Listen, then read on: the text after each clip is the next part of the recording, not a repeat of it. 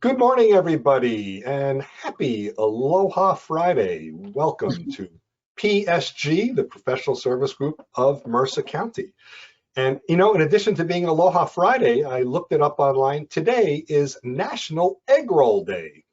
And so egg rolls, it's a Chinese American tradition, but is really extended to other cultures as well. So if you go to different restaurants, sometimes they've got spring rolls and other things like that. So if you're in the mood, maybe you'll want to celebrate and have an egg roll or a spring roll later today. I hope you enjoy that. The Professional Service Group of Mercer County, we are a group that is here for you, anybody that is in any kind of career transition. We're here to help you by providing information, resources, educational opportunities, all to help you become more informed, to help you be more efficient and more effective in your own job search. And of course, we do a weekly program, just like we're doing today, and I will introduce Chrystal in just a moment. Among the resources that we do have available to you, we do have our LinkedIn group. So you may want to check our LinkedIn group on LinkedIn. It is called PSG of Mercer County, and it is easy to join. Just click the join button. And then what we do is we do put you in pending status just for a little while, because we will check that anyone who requests to join our group, our LinkedIn group, has been in attendance either virtually or when we were in person. We're only looking to have as members of our LinkedIn group anyone who, that's kind of a bona fide job seeker or has an interest in helping job seekers. We're trying to keep out people that are just name collecting and list collecting only for their own benefit. But one thing that becomes very nice with a group like ours that kind of has this philosophy is, because these are all people that are comfortable with and understand job search, there's a very good chance that if you reach out to anybody in the group, and you certainly can very easily, even if they're not a first-degree connection, but if you reach out, there's a good chance excuse me, that they will reply to you. Some people do complain when they reach out to first-degree connections that they don't get the comment back. But there's a good chance when they're in our LinkedIn group they will, because it's everyone who understands job search. We are over 1,700 members in excuse me, in our LinkedIn group. And also contribute and be active on the LinkedIn group. Maybe there's an article that you hear about, so post that link or the contents of the article. If there's any sort of expo or something coming up, job fair, let us know about that. Maybe you got a terrific email of a wonderful position that just doesn't apply to you at all. Copy and paste that as well, share that with others. Your activity in LinkedIn, in our group and throughout, really helps your profile get a little bit more elevated. It's their own kind of search engine optimization that LinkedIn has, and they like active members, right? So go consider joining our LinkedIn group if you have not done so already. In addition, we do have our own website. It is called psgofmercercounty.org, psgofmercercounty.org. It is over 120 web pages of content, so it's more than just a landing page and contact information. Among the things that you can access directly from our website is our YouTube channel. We have a YouTube channel, which is also named PSG of Mercer County, but you can access it directly from our website. On the right side of the screen, there's a YouTube icon and a YouTube logo and link. Just click on that, it will open our YouTube channel. As of right now, we have exactly 102 topical videos posted since March of 2020. So as the world went virtual in March 2020, we did as well. Didn't skip a beat, and we did start recording our videos, our presentations at that time. So you can go back and take a look at some of them. And Chrystal has been here before, so you can see her in our career panels that we posted. So go take a look at that. We try and provide a tremendous amount of resources to all job seekers, and our website has a lot of information that can help you. In just a moment, I will turn over the meeting to Chrystal, and she obviously has control right now. She's presented her first page of her program, which is terrific as an introduction. And you can ask questions, and one easy way to ask questions is to use chat. Actually, we prefer that. there's a little icon in the upper right corner. I know that's a bad drawing, but that's what it is. So it's a circle with a little tab, and if you click that, you can send a chat. And I recommend that you send the chat to everyone, not just me or not just Chrystal. And so put your question in chat. And the best way to do it is actually type the word question, because people will be putting other comments and communications, maybe their introductions and LinkedIn profile. If I see the word question, it'll stand out for me and make sure I'll do my best not to miss it. And so if you type your question out, in addition, I will read it on your behalf. But if you just write the word question, as soon as I find a good spot when I can, I will excuse myself and interrupt Chrystal, and we will allow you to address your question. So you can either ask her directly or I will read it on your behalf. And so please use the chat. And other than that, then just keep your microphones on mute just as a courtesy. We want to make sure there's no accidental background noise that shows up in our presentation and recording. So with that, I'm very pleased to say that PSG of Mercer County is very happy to welcome Chrystal McArthur. Chrystal McArthur is a career development professional and founder of Chrystal Nova, a resume writing and career counseling and coaching service. She has more than 4 decades of experience providing services for individuals and groups in transition. Since retiring from Rutgers University as a senior associate director, Chrystal has continued this work for community groups, the Department of State with retiring foreign service officers, and local colleges, as well as an initiative with AARP. Chrystal loves her work because she understands how important meaningful work is in people's lives. PSG of Mercer County is very pleased to welcome resume writer, career coach, interview coach, and topical presenter, Chrystal McArthur. Thank you so much, David, for that wonderful and lovely introduction. I really am delighted to be here today, and I hope to share some tips with you today to help you think about reframing your resume, to evaluate your resume. No matter where you are in your career, it's important to have an updated resume because you never know when you'll need it. So this is just an opportunity to take a moment and reassess where you are with your resume document. Now, some of you may not have written a resume for years, and that happens. You know, you're in a position and you're just promoted and you go on and you don't write a resume. But today we're going to brand the new you. So here we go. So our agenda for today is really to discuss the purpose of a resume, and it might be slightly different from what you think. We're going to be looking at how we can brand the new you in 2022.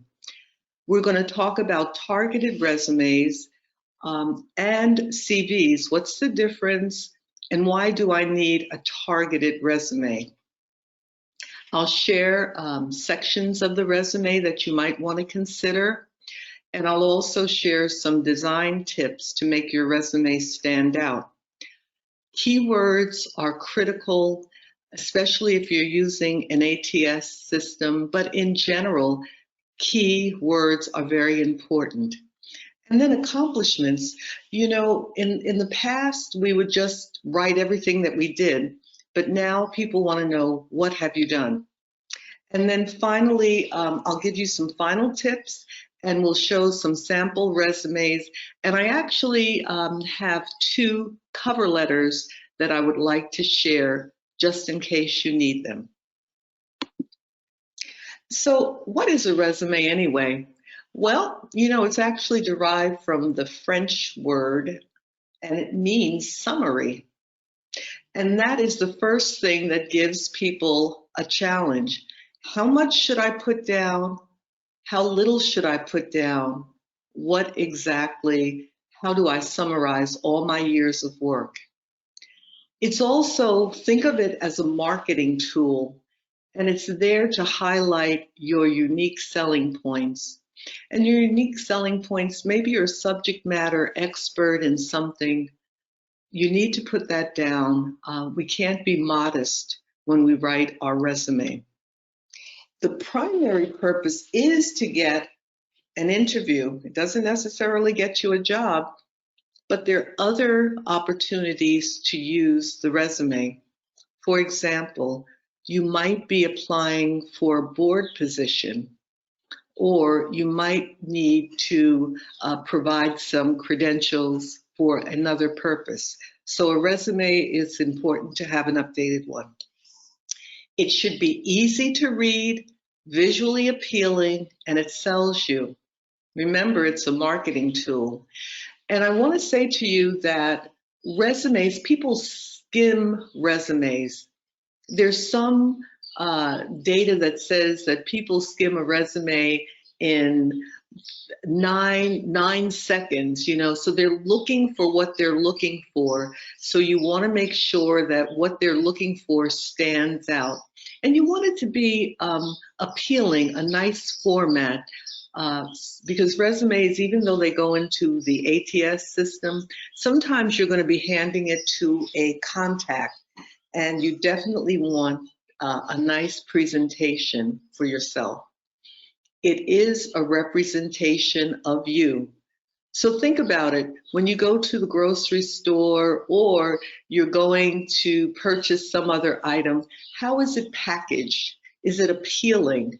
And you must make sure that your resume appeals not only to you, but to the potential reader.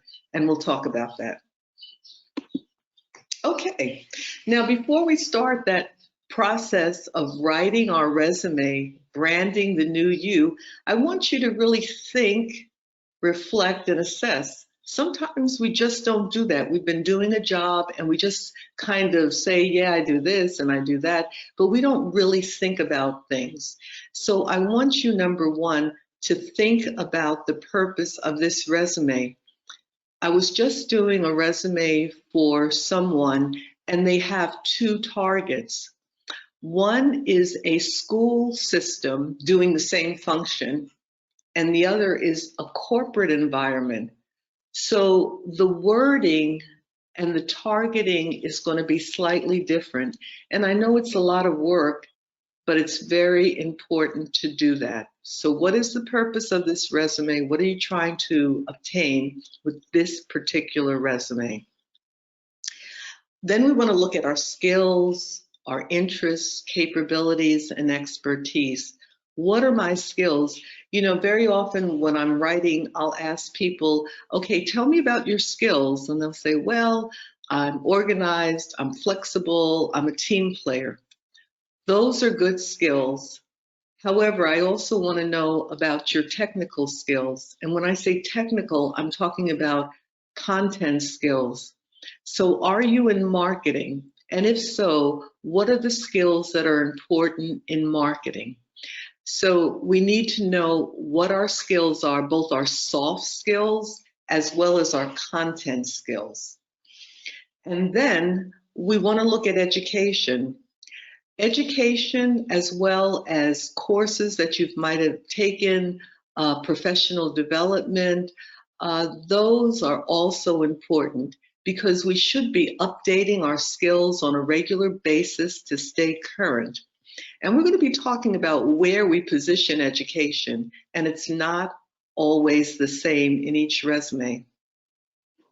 And then accomplishments, very important.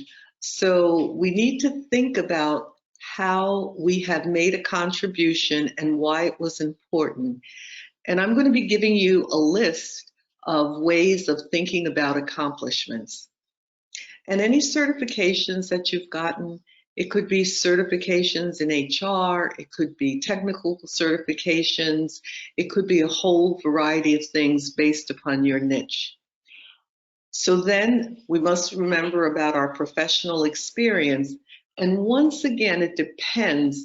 For example, if you're in education, people may want to have your whole history, but if you're in business, they may only want to see 10 or 15 years. So it all depends. If you have any honors, awards, or recognitions from your organization, we want to put those in. Once again, it's branding and it's how you are unique and special. Some people have internships, and I've even, during our last session of the coaches, I heard one of the people, and I had heard it too, people who had been out for COVID, they had returning internships for people who had been out based upon COVID. They've been professionals, but they'd been out of work because of COVID. So internships, I think they called it returnships for seasoned professionals. Some people have fellowships. If you've worked on special projects for your organization, put that down. It's nice if you have professional associations or trade associations, affiliations of that nature. For some organizations, depending, and maybe nonprofit, they might want to see your community service or volunteerism. Or you might want to put down community service and volunteerism if you are transitioning perhaps from corporate to a nonprofit or educational institution, and it relates. So branding the new you, assess your relevant experience, articulate your accomplishments, and some of the things you always want to highlight. Leadership skills. Have you ever had an opportunity to be in that arena? Saving or making money for an organization. Communication skills. These are critical no matter whether you're technical or in the liberal arts or humanities. Problem-solving skills, innovation, and technology. Are you up to date with that? Very important. Okay, so writing the targeted resume, how do I do that? The first thing that you want to do is identify the skills needed for that position. Now, how do I go about doing that? One of the things that you can do is actually Google a particular type of job that you're interested in and note the keywords that are needed for the position.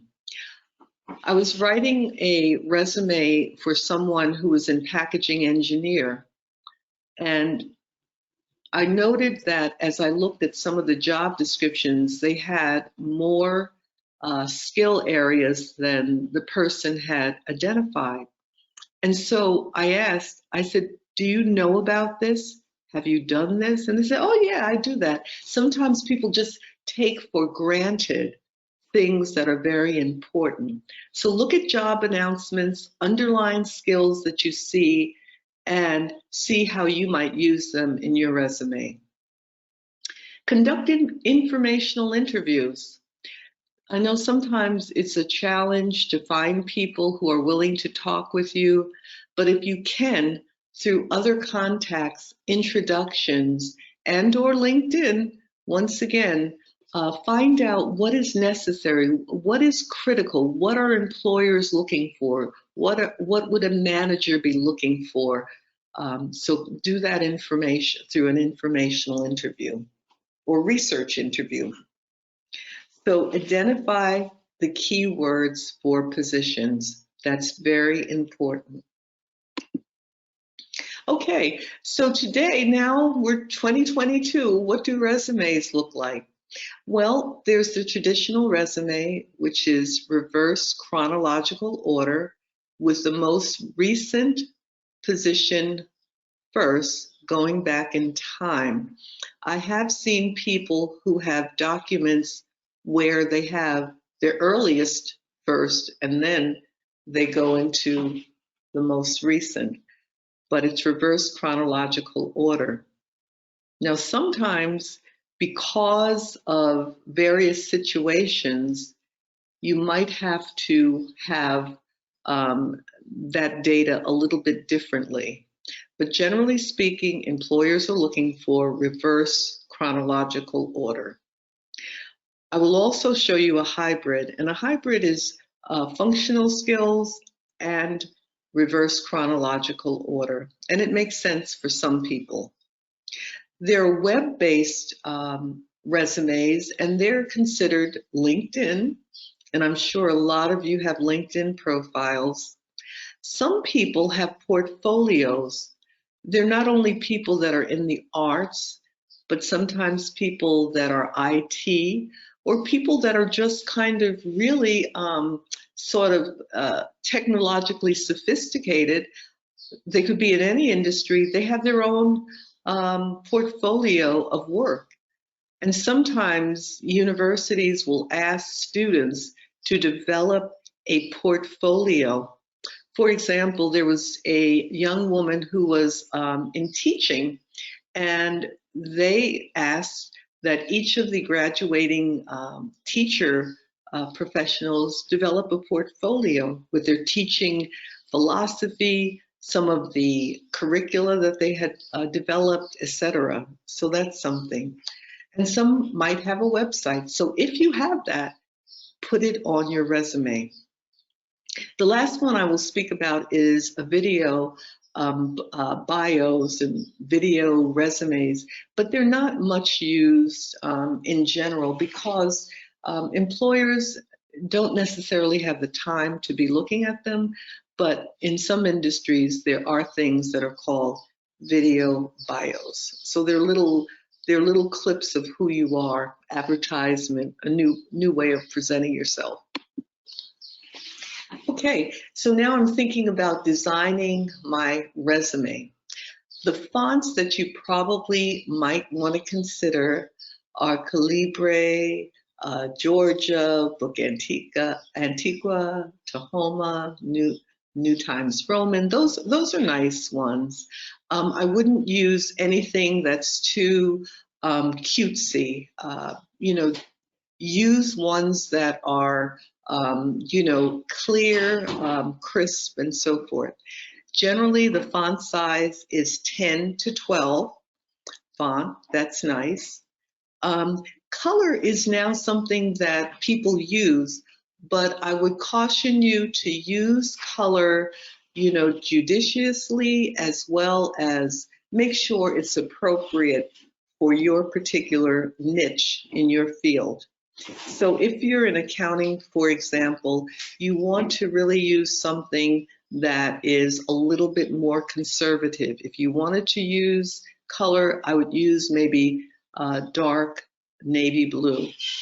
So we're not going to be using perhaps all of those greens and other colors.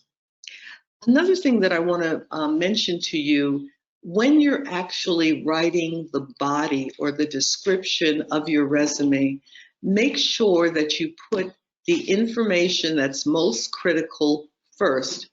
I've seen where people have put really important information and it's all the way at the end of the description. So whatever is most important, lead with that. Templates can be useful and can help you with design. However, they may have some limitations. And I will show you one template at the end of the presentation. Okay, so today in the modern resume, what kind of information do I need? So of course, your name is required and an email is required. I might suggest to you that if you are in a very intense job hunt, have an email that is exclusively for job hunting so that it doesn't get lost in, other stuff. Because I know people get lots of emails today. And of course, you want to have a professional name of your email, nothing cutesy. And the other, sometimes people say that it sort of ages you if you have something like Hotmail or AOL. So you might want to consider getting a Gmail address to look current and up to date. A cell number is probably best as opposed to a landline and cell number. If you have a reliable cell number, just use that. Now, when it comes to addresses, the thought now is that you really don't need to put your address, your street address on your resume. If you wish, you could, for example, write Princeton, New Jersey, but once again, that's not required. These are options. You have to decide what information you want to put on there. And the last thing is willing to relocate as appropriate. Now, a recruiter told me also one of the reasons that people may not put their location on, some companies, if they're doing a search and they don't want to pay relocation costs, they may just say, okay, I'm going to limit it to a particular areas. So you have to keep all of these things in mind as you're job hunting. We do recommend that if you do have your LinkedIn profile, you use your LinkedIn profile, because very often people will take a peek at that. You know, they look at your resume, this looks good. And they take a peek at your LinkedIn profile to see a little more about you. So try to have it up to date, try to have it as professional and impressive as possible. And once again, if you have a website or portfolio address, you may put that on. So what categories do I need to put on my resume? So I like for most people to have a summary or a profile, and that's right up top. Today, you don't need to write the word summary or profile. It's understood what it is at the top of your resume. And we're going to look at some of the profile summary statements to let you know how they might look. I also very much like the key competencies or expertise, or the word skills, because it has been noted that recruiters and employers look at the top third of your resume. You know, as they're skimming, remember, they're not reading this as a research paper and going through this in detail. Now, there are always exceptions to the rule. Some people will be reading a little bit more closely, but a lot of times people are skimming because they get so many resumes. So I like them to see those key words, the buzzwords of the industry. What is important for that position? And once again, we've heard this, that we know what is important because we've done research, and we know from job descriptions, we need to have those words in our resume. Education, certification, credentials, or specialized training. Yes, you don't have to put the dates if, for example, and I won't tell you what year I graduated from college, but I no longer put my date of graduation. It's not relevant. My experience is more relevant. And depending on what I'm applying for, it either goes at the top of my resume or it goes to the rear. Think about this. Whatever is most important and critical for people as they're reading, that should be first on the resume. And you'll see some of the examples that I have.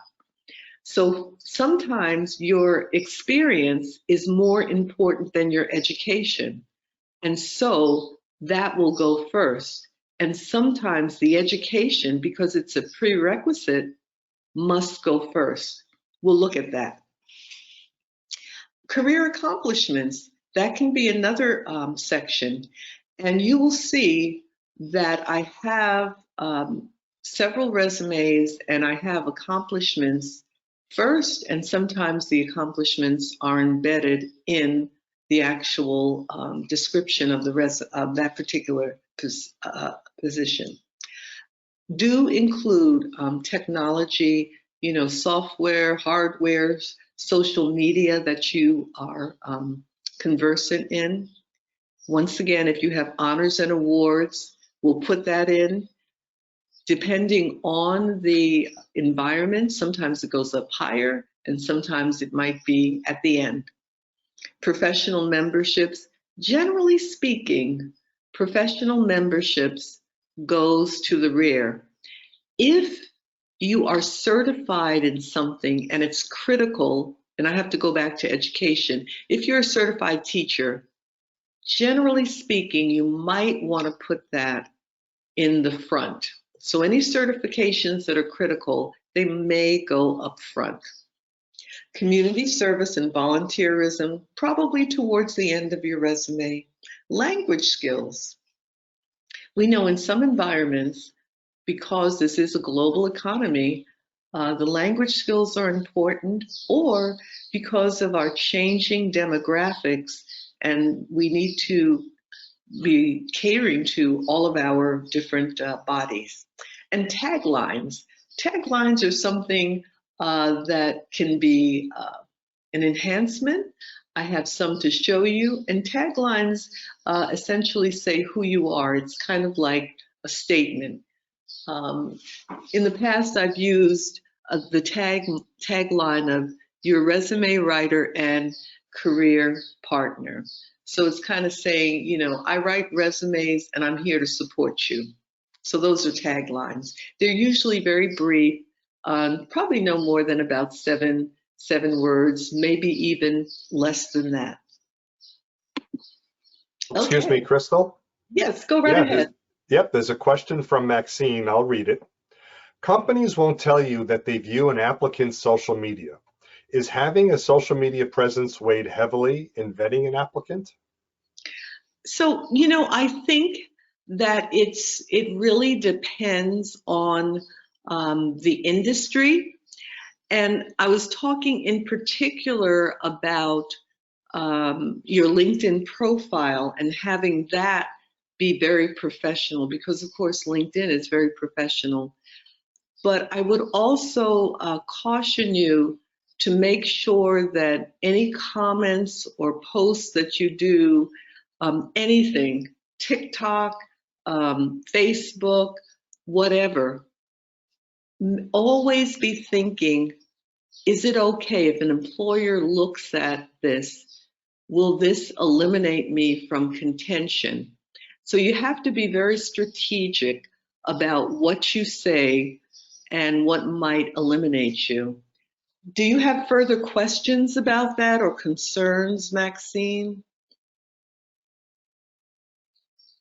I think you could unmute if you did. Go ahead, Maxine, if you'd like. I was just saying nothing further, but thank you so much, David, for presenting the question, and thank you, Chrystal. Yes. Oh, okay. All right. Very good. And at the end, too, you know, we're happy to entertain all comments. So the summary part, it's not inappropriate to say executive summary or profile, but once again, it's really not necessary. But if you choose to use that, that's fine. So the summary should be who you are, what you believe, and what motivates you, and the skills that you want to contribute. And most important, the skills that you want to contribute. That's really important. And we're going to look at some summaries. Okay, so here's the first one.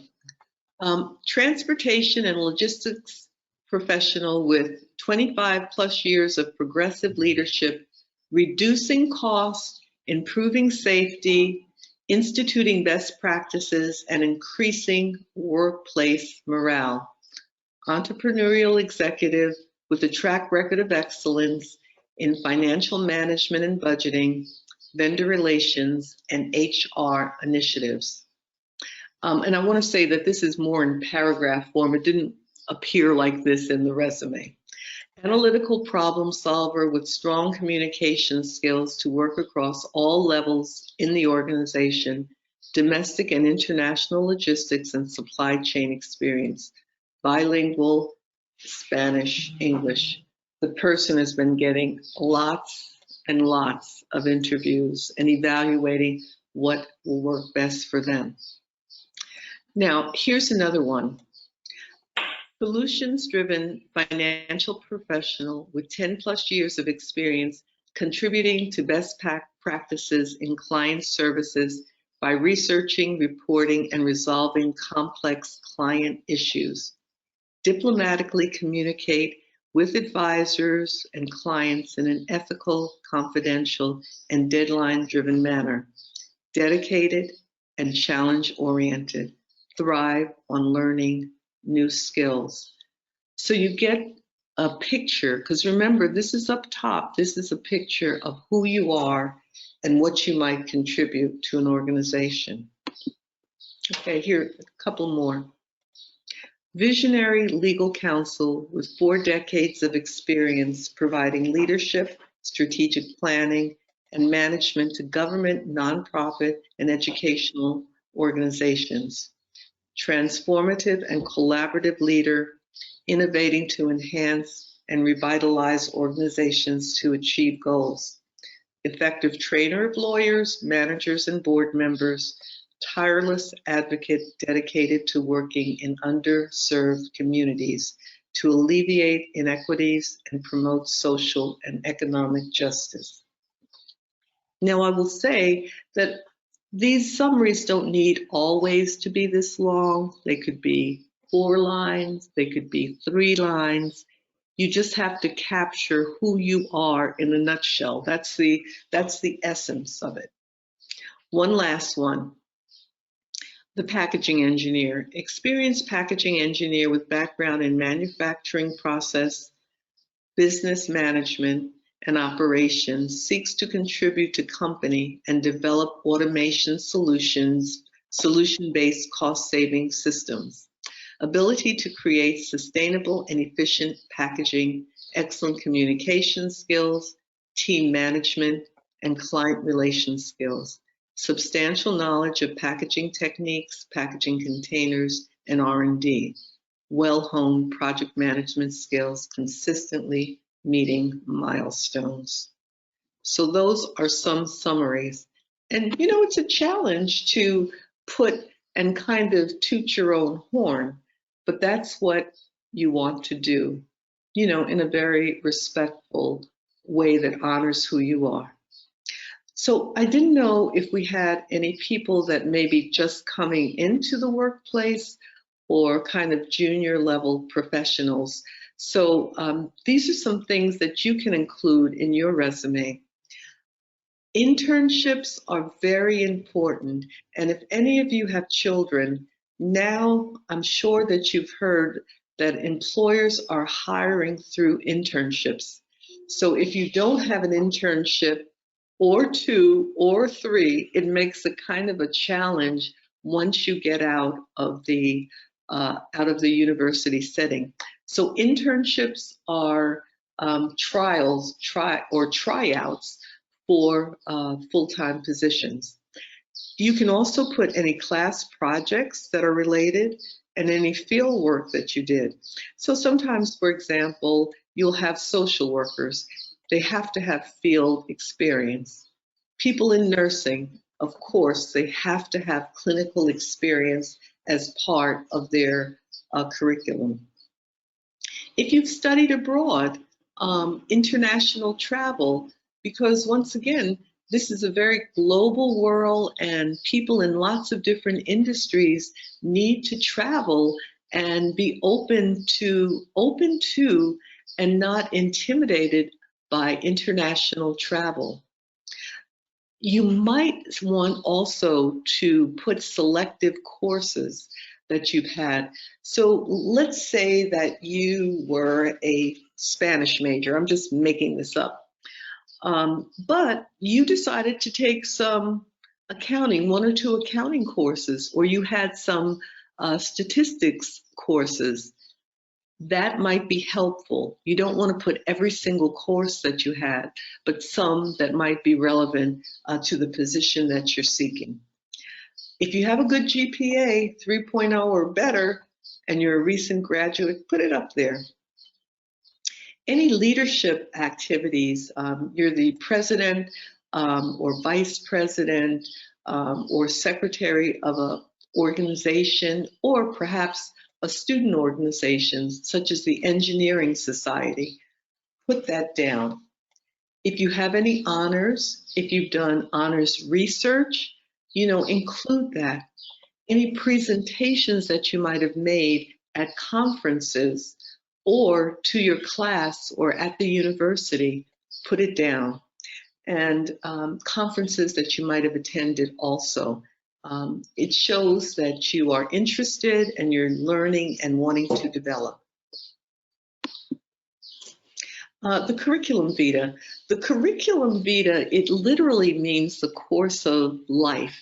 And the course of life for people in education, higher education, or some companies where you are at the doctoral level or postdoc level, it has everything in there that you've ever done. It can be as long, it could be as short as 3 pages, but it could be as long as 20 pages. And it has your teaching experience, your research experience, if you sat on university committees, any fellowships you've had, if you've gotten grants for your department, publications, and presentations. And the presentations, a lot are invited presentations at conferences and so forth. So the curriculum vitae, although sometimes people use these interchangeably, there really is a difference between the curriculum vitae and the resume. Think of the resume as 1, 2, or maybe 3 pages sometimes, and the curriculum vitae as 3 to 20 pages. Okay, so now we're back to keywords and the ATS system. The ATS, of course, is Applicant Tracking System. And today, most people, years ago, and I'm sure some of you will remember, you would mail your resume and your cover letter, or you would actually go to a company and take your resume and your cover letter to a company and leave it off. Well, no longer. So it's the applicant tracking system where you upload your documents. So they have to be applicant tracking system friendly. And so there are just a couple of things to remember. You're going to see my resumes. They're simpler. If you use a text box, sometimes people use text boxes. If you use a text box, whatever is in that text box is not going to be read by the applicant tracking system. So make sure that sometimes for design, people put those things in there. Sometimes they put graphs in there, but it may not be read by the applicant tracking system. And the systems vary. Some of them are very sophisticated and some are not as sophisticated. So you must be careful about that. Keywords, though, can be phrases, words, or acronyms. So generally speaking, if it's a well-known phrase, you don't have to write it out. But if you think that it's not going to be understood, it's best to write it out. So people generally know that SME means subject matter expert, but if there are others that are not well known, and you have to use it multiple times, what I would do is one time I would spell it out, and then I could use the abbreviation. Okay. So use them generously throughout the resume because the applicant tracking system picks up these keywords or phrases, and the way that they sort them and the way that you get noticed, they may only want 10 resumes out of this bunch. You'll come to the top. Okay, so the next thing people get stuck on is, what do I say? How do I actually write the job description that I've had? So there are several ways, methodology, PAR method, problem, action, results, STAR method, situation, task, action, results, or CAR, challenge, action, results. Okay, so what was the problem? Why were you hired? What actions did you take to resolve this? And what were the results of your work or interaction. In the same way, what was the situation? What was the task that you were assigned? What actions or skills did you use? And what were the results? Very often, the federal government this is something that they like to see. The federal government resumes tend to be a little bit longer. I am not an expert in that, but sometimes you can describe your work in this way. Okay, we've talked a lot about accomplishments, but what counts as an accomplishment? So think about these things. What problem have I solved? Did I improve a process? Did I save the department money? Did I improve the graduation or retention rate of an organization? Did I develop a process that led to greater efficiency? Did I write and obtain a grant? Here's some more. Did I introduce a new program and coordinate a new initiative? Did I supervise and train student workers or any workers in general, your staff? Did I contribute to improved morale in the department? I've often had people they're really struggling, but they can come up with how they improved morale by making certain suggestions and so forth. Did I receive an award or recognition from an organization? Did I receive a commendation from my director or supervisor for my contribution? So you can also say that too. Did I undertake a special project that brought recognition to my department? A lot of things to think about. Okay, so here's what I want you to remember. When you're doing accomplishments, if you can quantify, use numbers, that is important. So for example, supervise 15 staff members in my sales team. Good. Second, use dollar amounts. Oversaw or managed a budget of $3 million for the transportation industry. Impressive. Okay.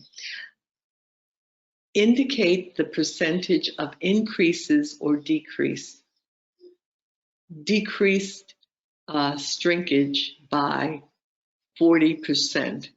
So use those words to highlight the accomplishments you may have. Final thoughts for you. So you can use phrases. So you don't have to say, I was responsible for, okay? Full sentences are not needed, but they're acceptable if you wish. Verbs convey very powerful messages, so drop the responsible for. So planned and organized, instead of I was responsible for planning and organizing the annual awards banquet. Keep descriptions short. Avoid lengthy bullet items. So for example, if you have, you don't want to have under a section like 10 bullet items, you know, try to keep it to no more than 5. Just try to keep it short. Sometimes less is better. When you're designing your resume, stick to no more than 2 fonts in your document. You may want your name and the header to be a little bit different, but try not to have too many fonts in your resume. I prefer to choose a simple font. That's just me. Of course, if you had someone who was artistic or very creative, the font might be a different font. And then 1 or 2 pages are acceptable. And once again, I want you to remember that recruiter skim, employer skim, manager skim. You know that people are so pressed for time, they're only going to stop and read more closely when they see something that is of interest to them. So finally, I also want to point out just a couple little things. The correct terminology is more than, not over 15 years. Eliminate the phrasing references furnished upon request.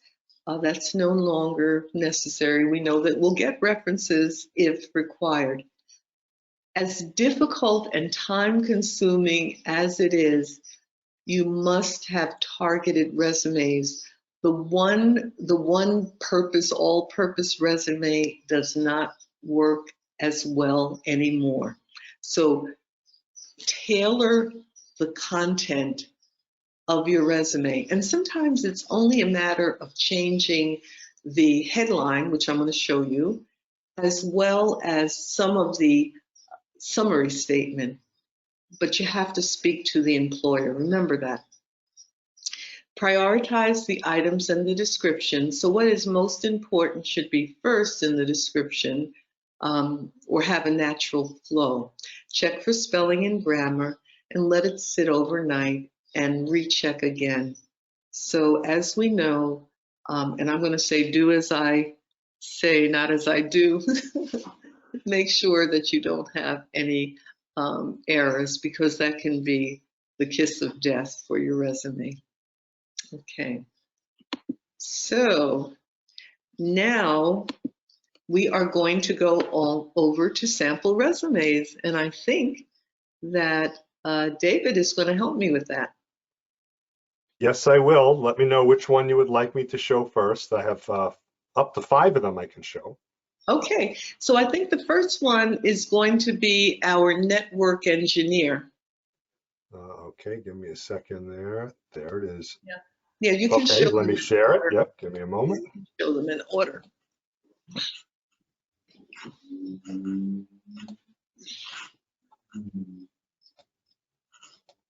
So hopefully you are seeing that now. Okay, yes. And let I'll make it just a me, little bigger. There we go.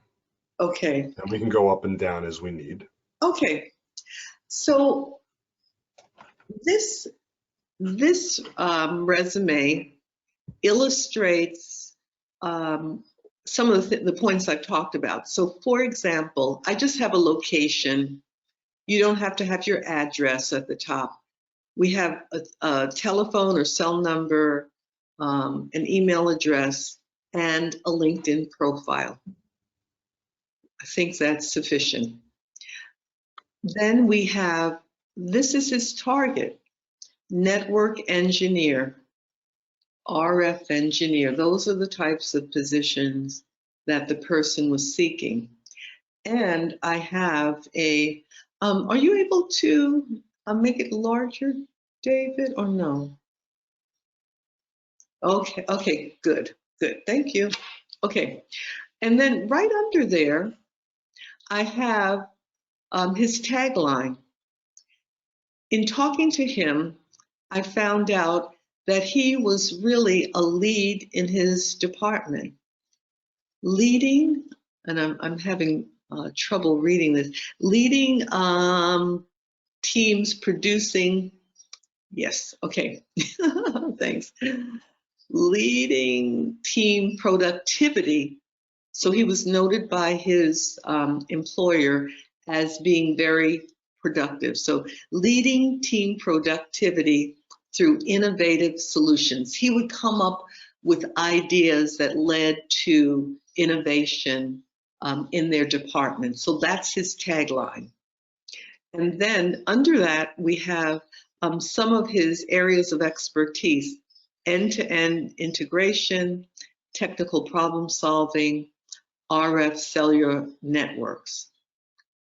Under that is his summary. And you notice I did not have to write summary. It's just there. So, and I think that it's always important, especially if you're a technical person, to put something about your communication skills too, all right? And the areas of expertise, these are all the buzzwords, the skills that are needed, the skills that he uses in his work.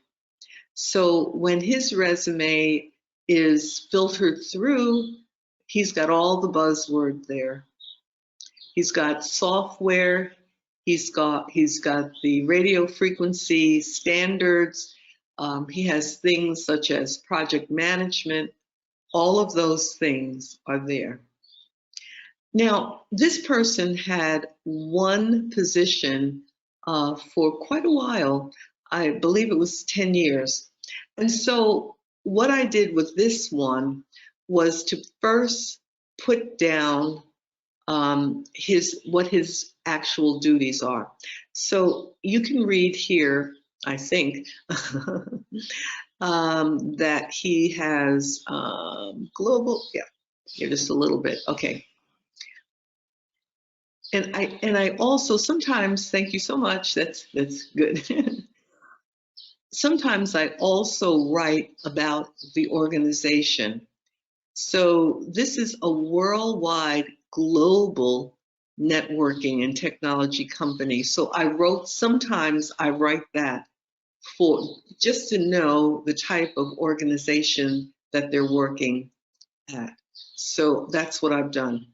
And then the next part that you see is really kind of a little bit of what his overall responsibilities are. Manage and oversee all the technical aspects of newly certified projects in the Murray Hill Innovation Center.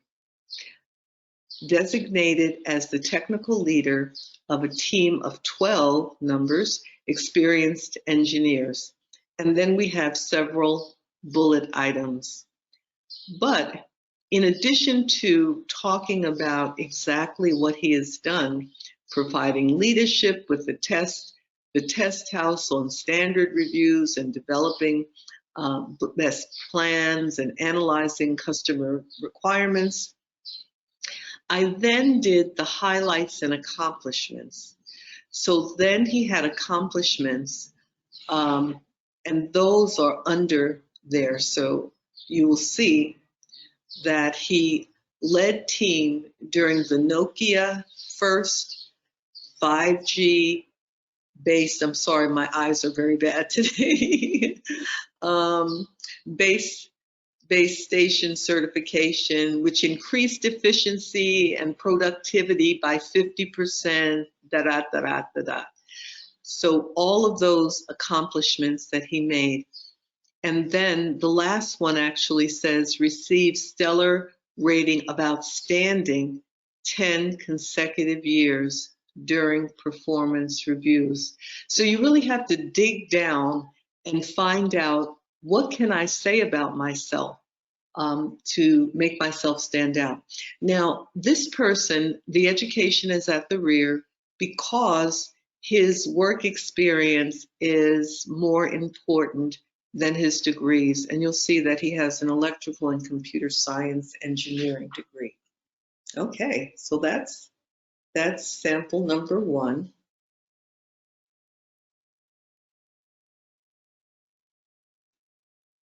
Which is the next one you would like?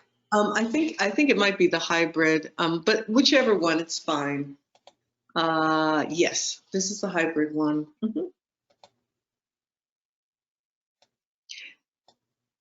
Now, the hybrid one, the reason I'm presenting this to you also, you'll see that right under the name, I also gave the person a tagline: the diplomatic problem solver, dedicated to getting the job done. This person is a business analyst and project coordinator.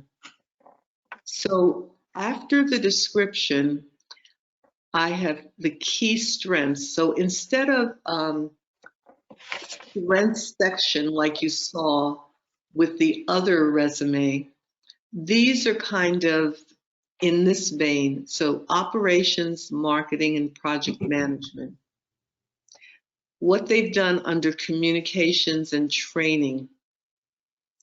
What they've done under technical support. So it's just a different way, but once again, people can see right in the beginning what they have done. And then you go down and you will see professional experience, the dates, where they worked, and I suppose that the education is at, well, this one was a 2-page resume. Now, this person, they had a lot of achievements in an earlier position, and they wanted those highlighted. So that's why they have a separate section there. And then they have their education at the end. They have a bachelor's in marketing and psychology. Okay. So that's kind of a hybrid. Functional skills as well as reverse chronological order. Okay. Next one. Yes.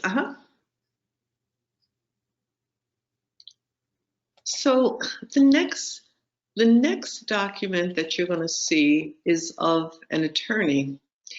And what's interesting about this resume is that the person has a number of years of experience, but they actually wanted to now assume a position that they had earlier in their career. So I'm going to show you why I did something differently. Okay, so here you see their contact information, and it's here only a cell number as well as a LinkedIn profile. But then, I'm sorry, it's a cell number and an email and their LinkedIn profile. I once again gave a tagline. As you can see, I like taglines. Stemming the tide of injustice. So the position that the person wanted or wants is Executive Director of Legal Services. This person did this very early on, but just loved the work.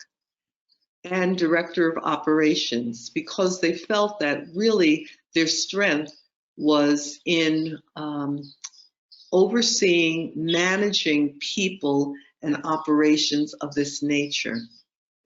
So here I'll read it to you. Visionary legal counsel with 4 decades of experience providing leadership, strategic planning, and management to government, nonprofit, and educational organizations.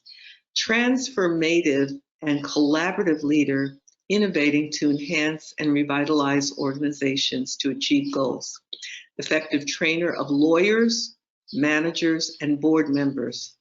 Tireless advocate dedicated to working in underserved communities to alleviate inequities and promote social and economic justice. So it's kind of who I am, what I do, who I am, why I do this. Now, this one is slightly different because there's expertise and competencies. And what they wanted to highlight were their management and leadership skills, strategic planning, fundraising and development. Now, their areas of practice, there's a lot that they do. So as an attorney, they wanted the reader to know that they did mediation and arbitration, landlord and tenant, which would be very important in a lot of legal centers. Also mortgages and bankruptcy, business and economic development. So they have a section of areas of practice. Now here, the next part is career history. And the reason that I did that is that they've done a number of things, but I wanted to highlight once again that they had been an executive director before. So they've been a deputy director, they've been an executive director, they've been a trainer. So I wanted to highlight that. So going back in time, right now they're doing private practice, but they had worked as in legal services, senior attorney. They've worked as a deputy director at community legal services. So they've done legal services work in a number of ways. And then the next thing I did was to have their noteworthy accomplishments. And so we have several of their accomplishments. And then we're going to skim down a little bit farther with this second page, yes. And these are abbreviated descriptions of the work that they have done with their dates. So you can see what they have done. We'll continue down. And you see, these are in paragraphs. This is not bulleted. These are in paragraphs because if I bulleted it, it would be quite extensive. So this is a little paragraphs of what was done in each position. And then finally, so this is a 3-pager. They did a lot of volunteer work, and this is important for the type of work that they want to do. Legal services, as you might know, are in communities where people can't afford high-priced attorneys. So to say that they had volunteer work, it shows their commitment to this type of work. And then their education, their certified mediator, and their bar admissions. So that is our next document. And you notice I just used a little blue color, something simple, nothing too outlandish. Our next document is a nonprofit. It's a nonprofit. And this person is a fundraiser. That's what they do. They get money for organizations. So the position would be Director of Fund Development. And some of the areas of expertise, things that they like doing, are organizational transformation, fundraising and development, community development. They're certified program planner, certified grants administrator. So it's right up there so they can see it. We've then got a summary, and then you see their key strengths that they have that are listed. And some of the key strengths, of course, is fundraising and development, corporate foundation relations, financial management. They have staff leadership. So they have things that are both content and soft. So grants writing, program management, data analysis. So right up front, people can see what they're offering. And then we have the career highlights. Some of their, things that they were proud of, professional experiences.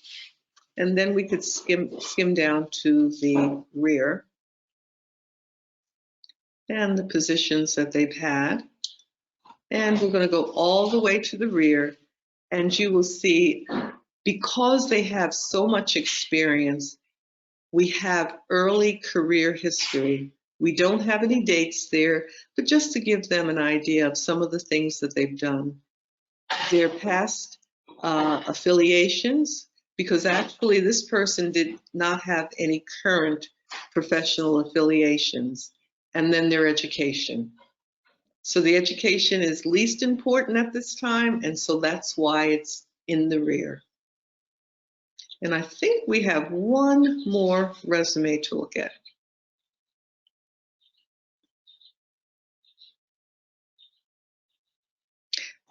Now, the reason I'm showing you this resume is because it is a template. And The templates can be very nice, but they can also cause some problems. So for example, these are the initials, the person's initials, and the summary was ensuring best-in-class operations. That was their tagline. And you see the summary they have.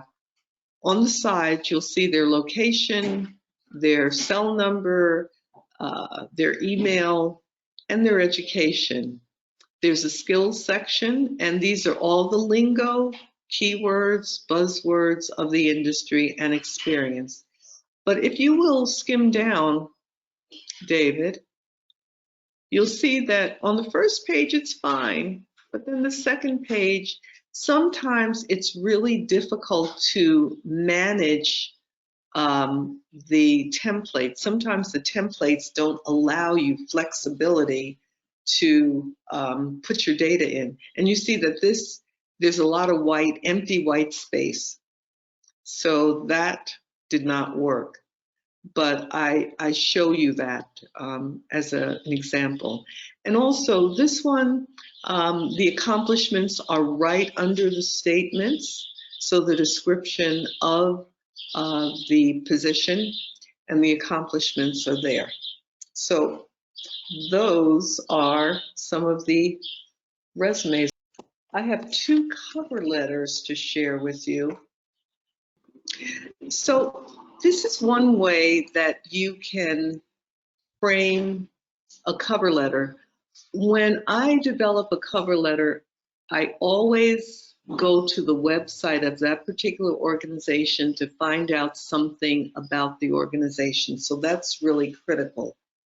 This particular cover letter really talks a little bit more about why they're interested. So here it goes. My entire career has been devoted to improving the lives of others through support, advocacy, fundraising, and development. Your announcement for the position of Vice President of Development for the association grabbed my attention immediately. I believe I have the skill sets you outlined to provide strategic leadership to your organization during these challenging times. And then it says, presently I'm employed, blah, blah, blah, blah. And then it says, my professional career has allowed me to gain a broad range of experiences leading organizations to accomplish their goals through strategic planning. Now, once again, I talked about numbers. Here we go. During my career, I've been able to exceed fundraising goals by 115% in all of my positions. The key to my success lies in my relationship building as well as my ability to think out of the box. So these are some, you want the resume not to be just the, I'm applying for the position of, try to speak to the organization. Okay, now I'm going to try and bring up one more for you. And this one was slightly different. Okay. Can you see that document, David? Yes, it's full screen. Okay, good. Thanks. So this one is a little bit different. So remember, the other one was sort of like a storytelling. Why am I motivated to do this type of work? Why would I love to do this work? This one is slightly different. So this one says, Siemens has long been admired as a global leader in the engineering, technology, and other industries. Your continuous innovation to meet the changing needs of the global economy is impressive. I would like to be a part of your organization and contribute my well-honed communication, organizational, and problem-solving skills to the position of HR generalist. So I went on the website, researched, what they were noted for, and so forth. So that is another strategy that you can use. And then, of course, you can end the HR function in an organization is a critical part of the employee engagement, and I believe I can make a difference. So they made a pitch. I'm flexible, open to changing environments, and willing to learn. So those are some of the techniques there. So now it's your turn. Any questions that you have, any comments? You can also disagree with me or share what you've heard, your perspective. Who has the first question or comment? And do remember, you can reach out to Chrystal if and when you'd like. I posted her contact information. It's right at the chat. So you can either take a screenshot or download the chat. You can contact her about any of the templates that we displayed, whether it's the cover letter or the resume. She can discuss that with you as well. Yes. Okay. And if you have questions at any point, feel free to contact me. I will be happy to respond to your questions. And I certainly wish you the very, very best with your job search, and or remember, everyone needs an up-to-date resume.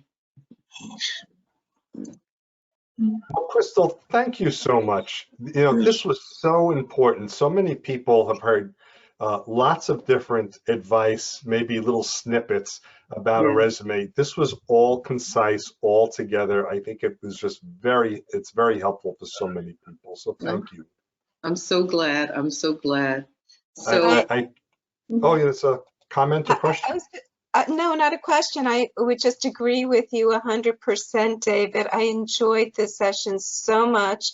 Chrystal, your calm demeanor, the way you present the information, I'm going to be calling you. Okay, sounds perfect. I'd love to be of assistance. Who's talking now? Me? I think you may remember me. My name is Ksenia. I'm from Rutgers. Oh, okay. Oh, yes. Long time ago. In a land far away. Yes. How are you doing?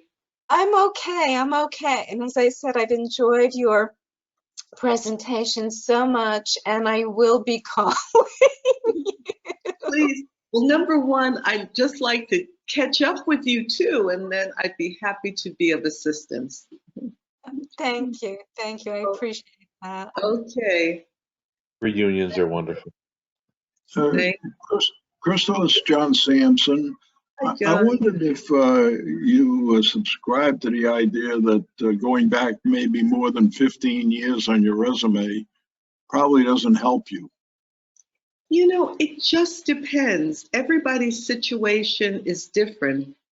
So if, for example, you have done things more currently that are not the target, we in some way need to portray that, and that's kind of what I try to figure out, how can we get that data up there so they know that you have done this, but may not have done it recently. So, and some organizations, for example, education or maybe nonprofit, may be more open to that. A lot of these rules are the corporate rules, and they don't apply to every industry. So we would have a discussion, So unless I knew very specifically what you had in mind, it would be hard to give you a very firm answer.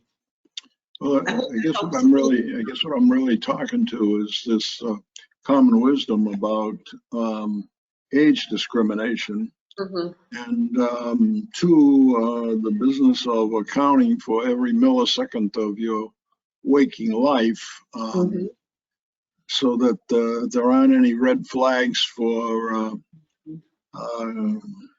how shall I call it, the standard HR folks who want to know that you weren't in prison or something else. Yeah. So, John, I hear your concern. And if you've done the work more recently, then, maybe your earlier experiences are not necessary, but we might also put them under highlights, career highlights or accomplishments. So it all depends. And that's kind of what resume writers do. They try to think about the best strategy to portray who you are. Okay. Thank you. You're very welcome, John, and have a wonderful day. Any other little questions or big questions that I may And having kind of that insight is certainly a reason that you may want to consider speaking with a coach who specializes, whether it's in resume or interview or any other part of job search. So you do get, that sort of insight. Okay, all right. Well, with that, I guess I will bid you all a fond farewell. And David, if you ever invite me back, I'm going to have something as wonderfully elaborate, a wonderful shirt like yours. Well, Chrystal, not only am I going to invite you back, we're going to give you a fast pass. Okay, all right. You can skip the waiting.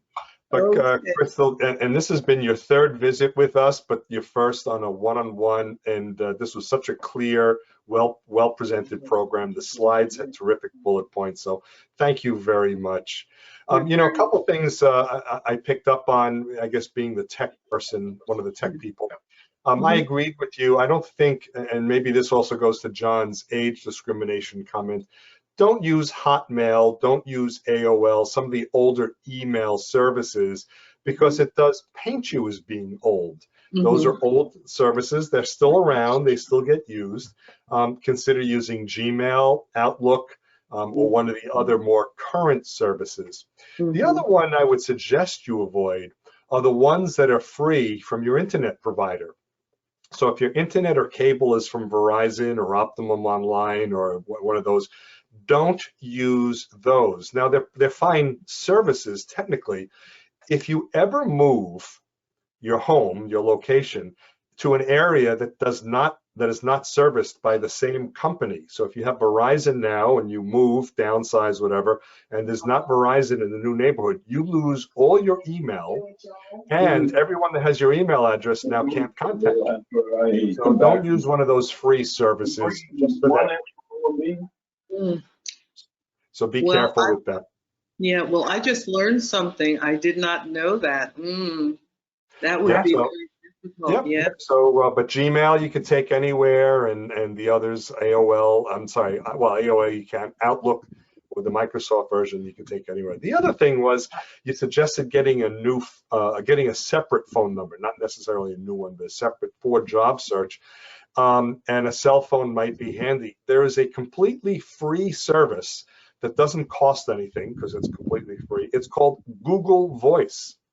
And the website is voice.google.com instead of www.google.com. And what you get is a free phone number. You don't get a phone, you get a phone number, and you can pick your area code, you can pick your phone number, and then it does call forwarding to either your home landline or your cell phone, and then or both, multiple ones. And so it's completely free, and you get voicemail, and you know all that kind of stuff as well. So do look at voice.google.com, and if anyone has a question, I'll be happy to talk you through that.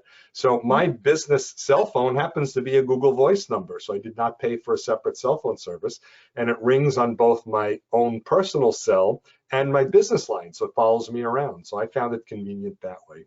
So those might be some check things. You can also call right from your computer on it. Yeah. So you can call, and actually, some of you may remember from last week, I was stuck in Aruba last week, COVID isolation, but I used my Google Voice, and so I called and received calls completely free. I also had to use the VPN, so Google knew I was in America, but that was very easy. So tech is not hard, and there's some easy solutions. So picking up on what Chrystal said, those may be some options for you as well. I'm sorry, there's a question? No, I was going to say, one thing that you might not be aware of is I'm no longer with Verizon, but I'm still using my Verizon email because I believe there's something that was written in the law that lets you, as you move around, keep your email. And also Verizon gave up hosting their email. They sent it over to AOL, but it's not an AOL address. It's still at verizon.net. It's just that you use the AOL web portal to get to it. I'm a Comcast customer now because of where I live, but I still have my Verizon email. So do look into that. So maybe Verizon is offering that. I did know Verizon was not hosting email any longer. I thought it was Yahoo, but if it's AOL, that's fine. But again, it's a rule of thumb. Just be a little careful and make sure what you're getting into when you get one of those free ISPs. And as we wrap up, I'll tell you what, we'll continue that technical discussion in a moment. Let me just quickly wrap up the meeting. We will keep the meeting room open. We'll turn the recording off. Next week, we will be right back here. It's June 17th. So next week, we'll be here. I'm giving a presentation called Communicate Your Professional Skills. And it really picks up on the slide that Chrystal had a little while ago about your professional skills as well as your soft skills. So we're going to talk about communicating your professional skills. I'm doing the presentation because our original program needed to get rescheduled. So I'm always in the bullpen for our group here. And the following week, the June 24th, John Hadley will be here using stories to get hired. So he's going to be talking about crafting these stories, professional stories. I bet some of them can go on your resume, so you can use them very handily. Another announcement, just want to let you know, we have decided that we are going to soon shift to hybrid meetings. PSG of Mercer County will be streaming as we're doing, but we will be facilitating meetings in person at the Princeton Public Library starting July 8th. So anybody who's in, who can get to Princeton easily on July 8th, you're welcome to come. It'll be the same meeting time, just instead of hosting from my little blue room here, we'll be hosting from the Princeton Public Library starting July 8th. And on July 8th, the library will be offering us a coffee and snack service.